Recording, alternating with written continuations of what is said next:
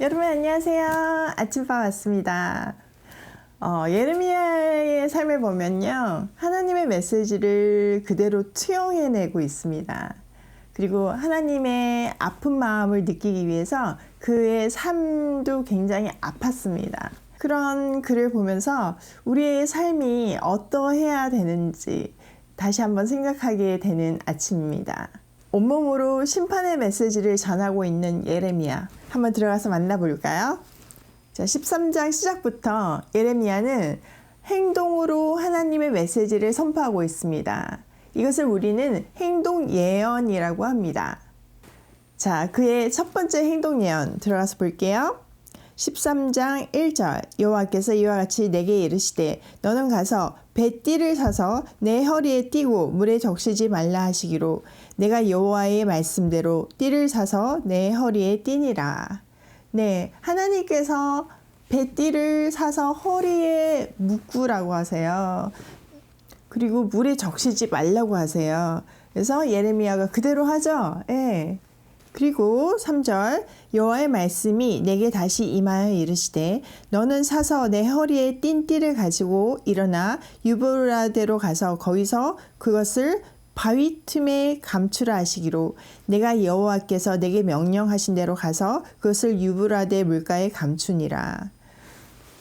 뱃띠를 띄었는데 그걸 가지고 유브라데 강가로 가가지고 바위 틈에다가 그걸 숨기라고 하세요. 그래서 예레미야가 그대로 하죠.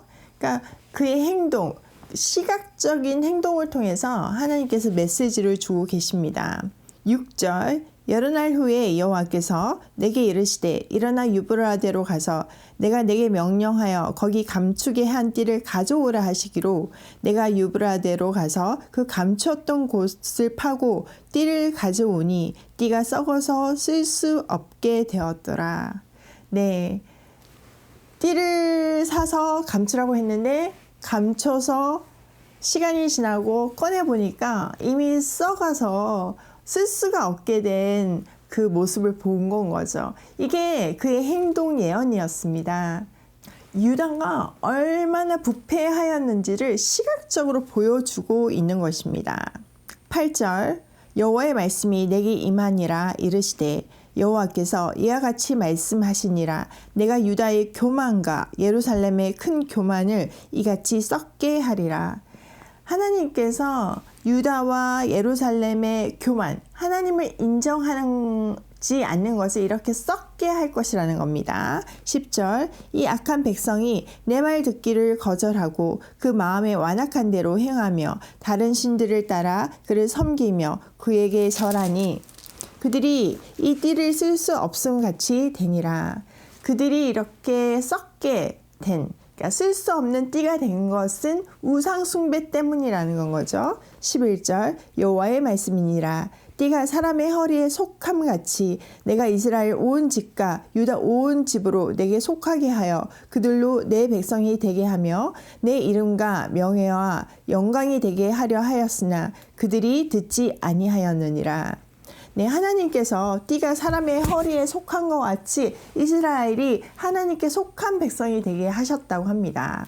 자, 여기서 띠가 사람의 허리에 속함 같이, 여기서 속함 같이라는 단어는요, 창세기 2장 24절에 아담과 하와가 한 몸이 되니라, 이거랑 같은 단어예요.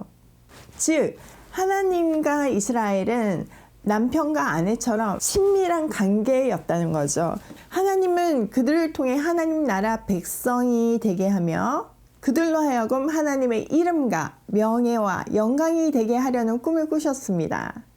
그래서 시작한 것이 아브라함으로 시작되는 이스라엘인 건 거죠. 국민, 주권, 영토, 창세기, 출애굽기, 민수기를 거쳐가면서 이 나라는 정말 외형적으로 한 국가의 모습을 갖추었고 이제는 그 목적대로 건국 이념대로 너로 인하여 모든 민족이 복을 받게 되는 복의 근원이 되는 제사장 나라가 되면 되는 거였습니다.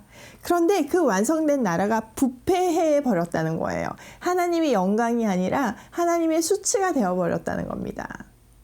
이에 예레미야는 두 번째 예언을 시작합니다. 12절. 그러므로 너는 이 말로 그들에게 이르기를 이스라엘의 하나님 여호와의 말씀에 모든 가죽 부대가 포도주로 차리라 하셨다 하라. 그리하면 그들이 내게 이르기를 모든 가죽 부대가 포도주로 찰 줄을 우리가 어찌 알지 못하리요 하리니. 여기서도 우리가 하나 알아야 되는 거는 모든 가죽 부대가 포도주로 차리라 하셨다. 이거는 우리에게는 그냥 그런가 보다 이런 말이지만 이스라엘 백성에게는 이건 속담이에요. 하나님의 은혜로 모든 것이 충만하고 풍족하게 찰 것이다. 이런 뜻이 숨겨져 있어요. 무조건적인 부흥과 번영 이런 것들이 가족 부대가 차리라 이렇게 표현되는 거거든요. 그러니까 예레미야가 지금 니네 가족 부대가 차리라 이렇게 하니까 이스라엘 백성은 이제야 예레미야가 정신을 차렸네. 그래 하나님이 계속 우리한테 복을 주신다고 하셨는데 왜 지금까지 헛된 소리 했어 막 이랬는데 그들의 생각은 그거였어요. 근데 예레미야가 얘기하는 이 가죽 부대가 차리라는 거는 그 속담을 인용해서 하나님의 진노가 축복 대신 가득 찰 것이라는 것을 얘기하고 있습니다.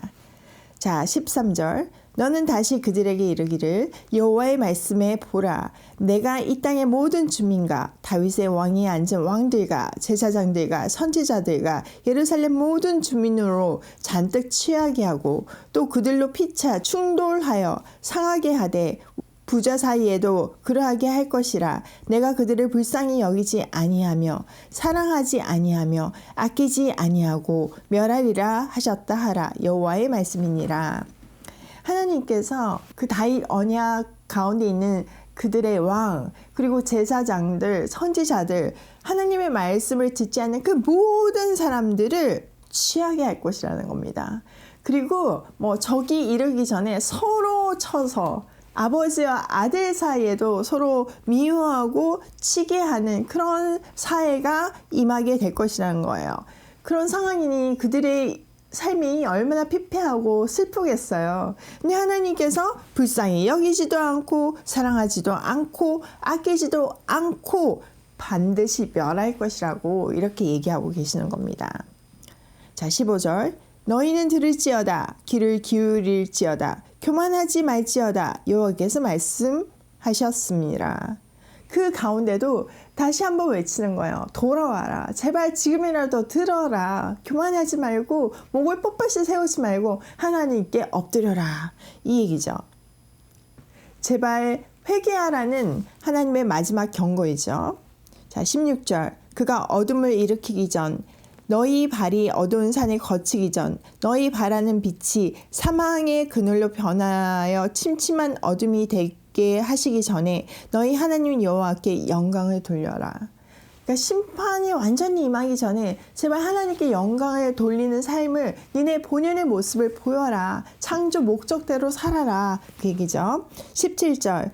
너희가 이를 듣지 아니하면 나의 심령이 너희 교만으로 말미암아 은밀한 곳에서 울 것이며 여호와의 양떼가 사로잡힘으로 말미암아 눈물을 흘려 통곡하리라.